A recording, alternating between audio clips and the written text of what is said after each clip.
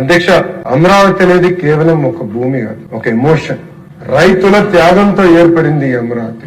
58 రోజుల్లో సుమారుగా 35,000 ఎకరాలు రైతులు స్వచ్ఛందంగా వచ్చి వాళ్ళ భూములు ఇచ్చారు అధ్యక్ష. అధ్యక్ష, రైతుకి భూమి అనేది కేవలం ఒక ఆస్తి కాదు అధ్యక్ష. ఒక మాటలో చెప్పాలంటే అది వాళ్ళ జీవితం, వాళ్ళ గుర్తింపు, వాళ్ళ భవిష్యత్తు అధ్యక్ష. అలాంటి భూమి ఆంధ్రుల కోసం ఆనాడు రైతులు శాసనసభ సాక్షిగా వేగంగా మన రాజధానిని నిర్మించుకోవాలి.